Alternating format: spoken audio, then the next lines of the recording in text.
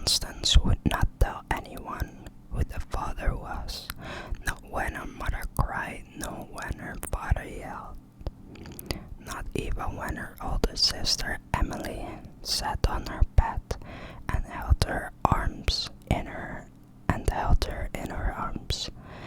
Rocking gently, Constance was 4 months pregnant when she told her family, and was already beginning to show.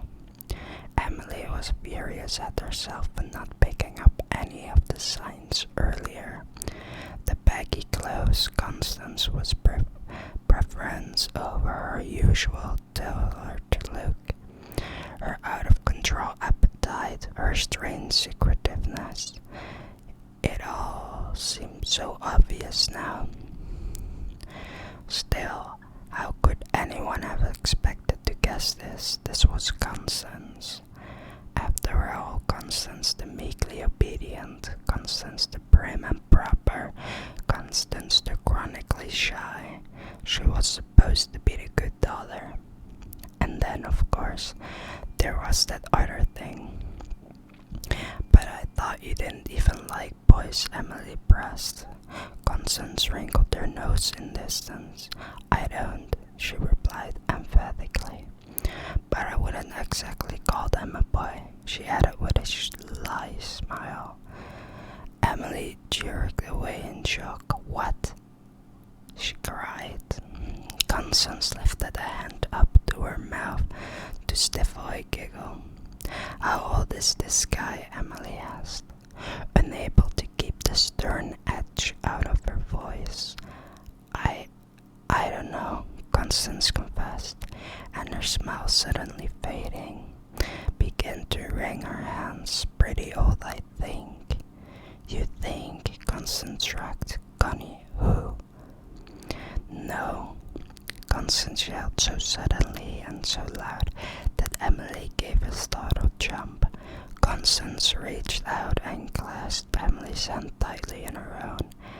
Emily, she pleaded, don't ask me that. Please. I swore I'd never tell. Emily snatched her hand away. She could feel anger rising in her throat like a bile. Connie, if you're protecting some creep, Constance laughed. Emily didn't see what was so funny. It's not like that, she insisted when her fit a giggle subsided.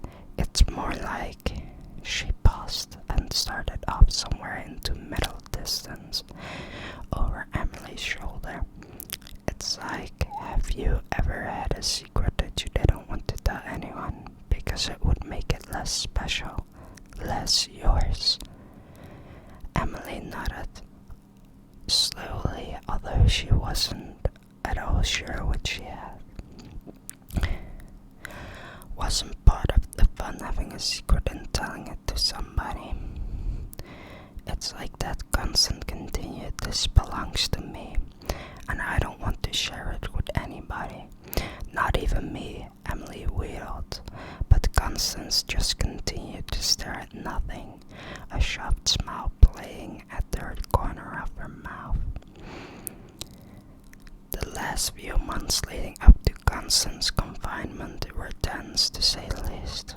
Constance's condition could not be kept a secret for long, and in the way of a small town, once one person found out, the news spread like a virus, persistent and insidious. Rumors abundant about the identity of the father, and it seemed that no male with any link to Constance was exempt from having gleeful accusatory fingers pointed in his direction. Her schoolmates, her teachers, and even the doctor. One particularly malicious gossip suggested that the reason Constance would not talk about the father was that it was her own father.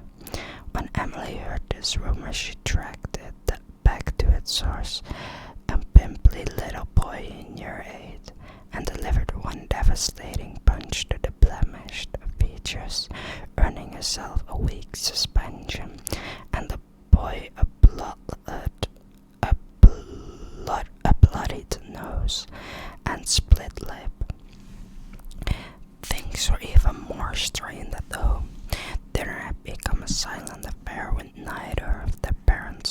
just glancing up from the plates to look at Constance.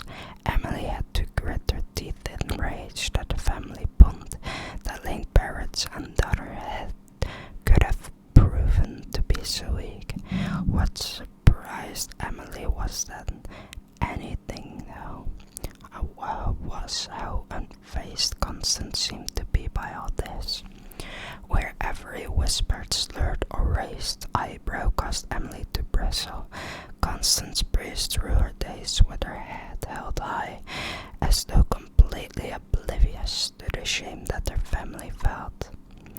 The people expected her to feel, amidst all the murk and mire and the casual cruelty. Constance glowed. Emily had never loved her sister more.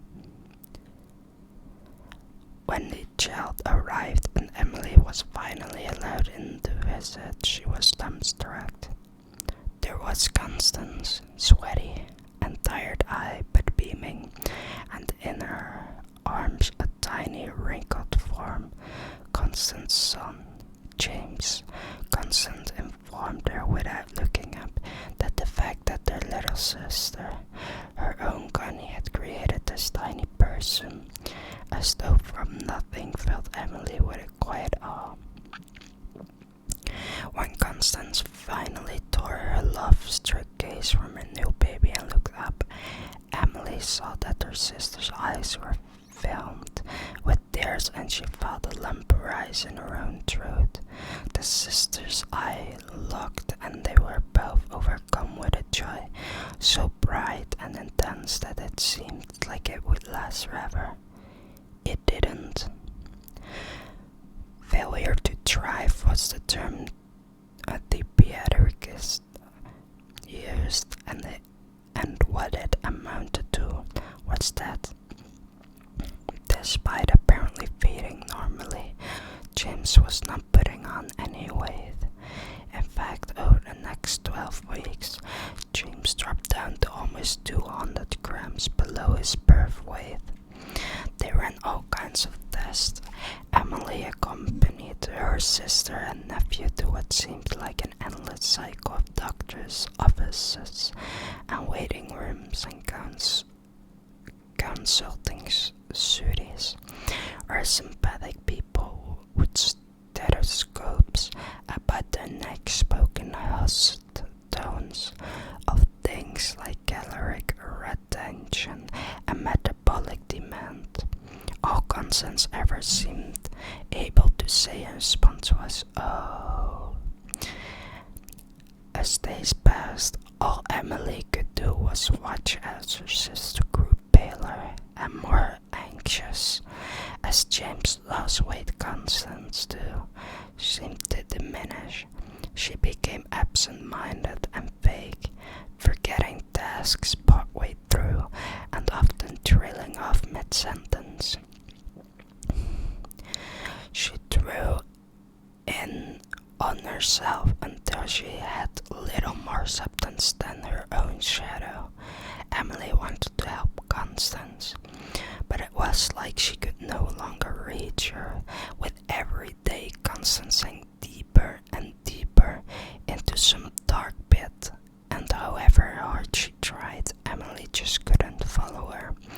All the tests came back negative, and whatever result, Emily saw relief fighting with anxiety in her sister's drawn face.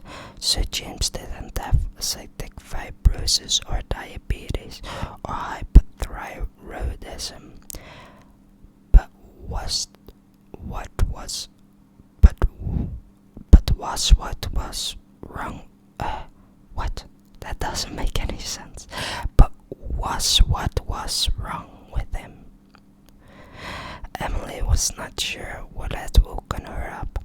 She lay there for some time in the early morning, just staring blankly at the ceiling, with a sense of dread slowly crept up on her, creating as a feeling of discomfort in her belly and culminating a dull thudding in her breast.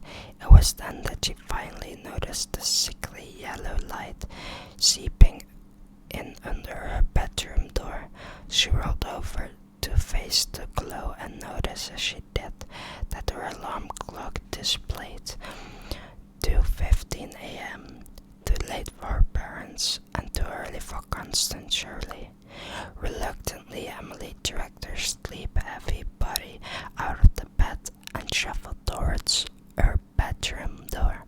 When she opened it, she saw the source of light was not one of the other bedrooms, but rather the kitchen across the hallway.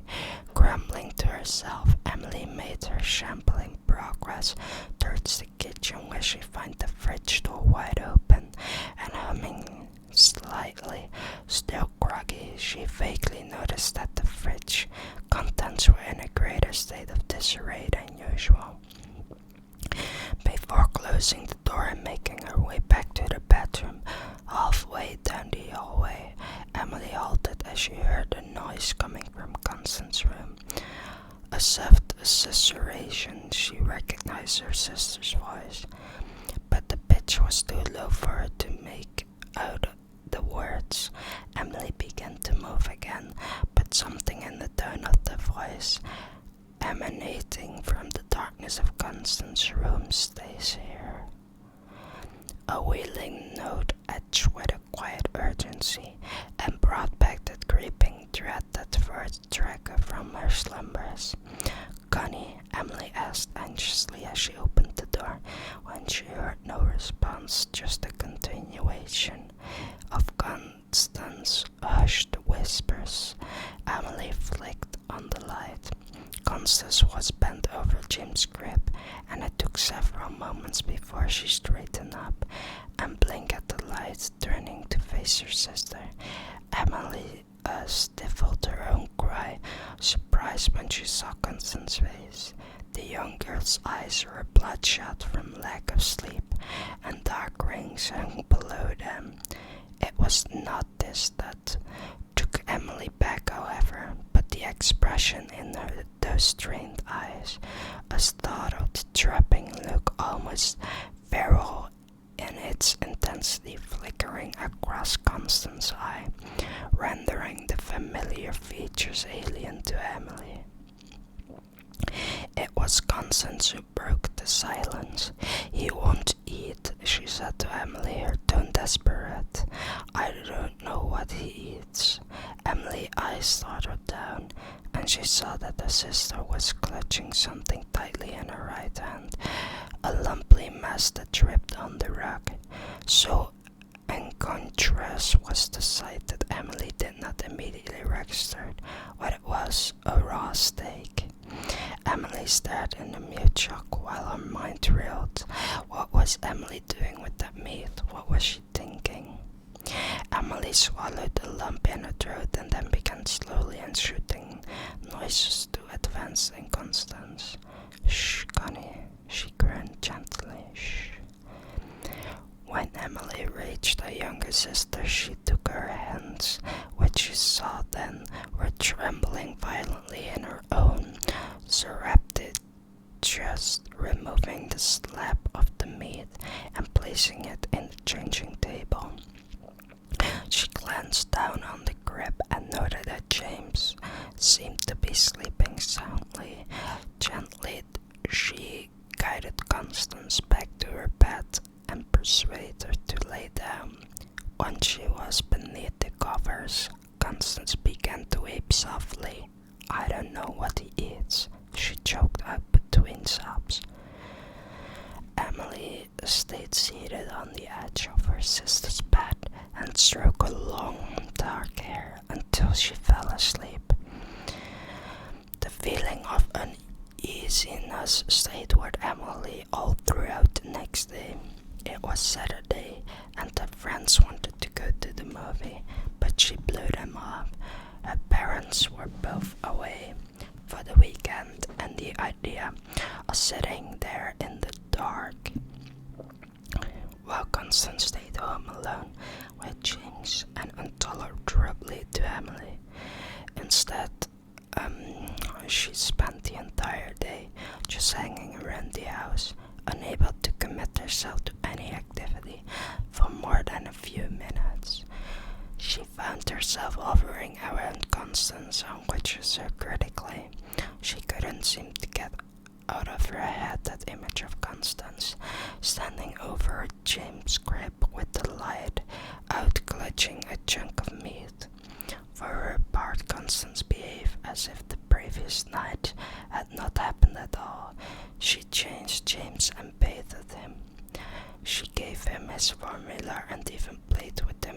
on the lounge room floor, tickling his feet and blowing raspberries on this too.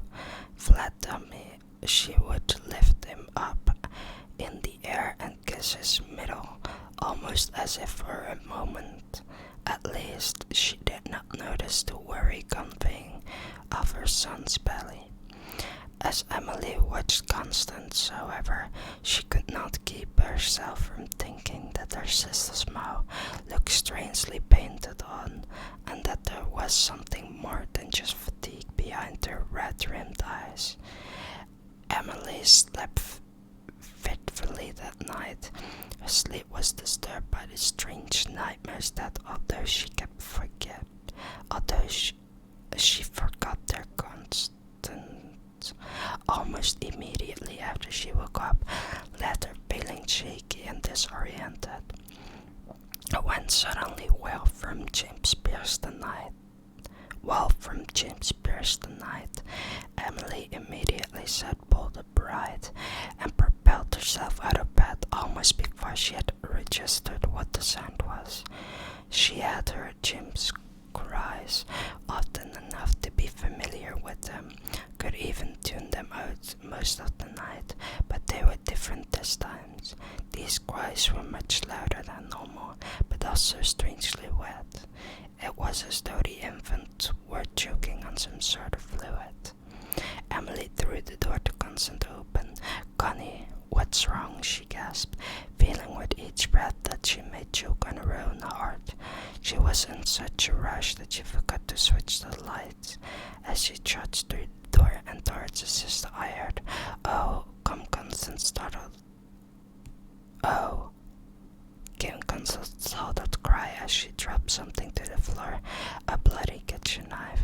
"What have you done?" Emily whispered. She took a step forward to Constance, then turned and ran up to the crib where James had suddenly stopped his piercing wails. Emily, shaking now, stared down at her nephew. There was a red jagging line that ran through the child's belly, starting at the base of his throat and running all the way down below his navel. To Emily's horror, the gash began to gape, exposing a bloody red inferior, out of which protruded the shattered remnants of James' ribcage, now just the jagged fragments of bone. "Oh my God, Connie, what have you done?" Emily braced herself against the side of the crib as she fought off waves of nausea and disbelief. She felt her head spin, and the vision began to blur as her breath caught in her throat. But still she could not tear her eyes away from her nephew's twisted form. After what seemed an interminable time, Emily's breath returned to her, though it was shallow and ragged. As her vision cleared and adjusted to the faint light that filtered and formed the open curtain, she realized that she had made a mistake. In her initial shock, Emily had thought that the white shards in Jim's split torso to be ripped, but now she saw that was not the case at all. They were teeth. Great jagged teeth set in crooked sideways mode that ran most of the length of Jim's tiny body. As Emily watched the terrible neither mouth began to gape again, wider this time, and from out of the impossible depths snaked a black smiley tendril that could only be a tongue, letting out a strangely cry. Emily stumbled backwards and watched as the tongue rose up and out of the crib, flailing back and forth as the thought, tasting the air. The tongue reached all the way to the changing table and began to tap on the surface, exploring. It was only then that Emily saw the rat, a fusy mound laying in the changing table, its head gradually cut off. As Emily watched, the tongue slowly slid towards the inert rodent and then with horrible deftness wrapped around it and lifted it off the table, pulling it back towards the crib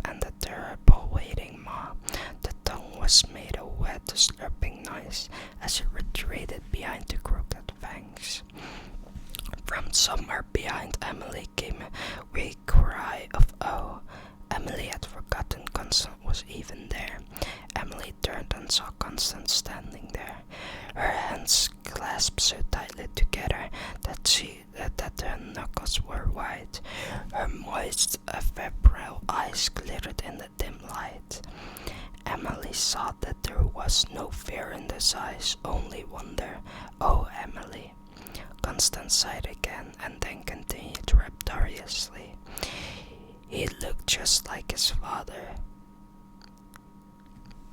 I hope that you guys enjoyed the story. Don't forget to like and subscribe.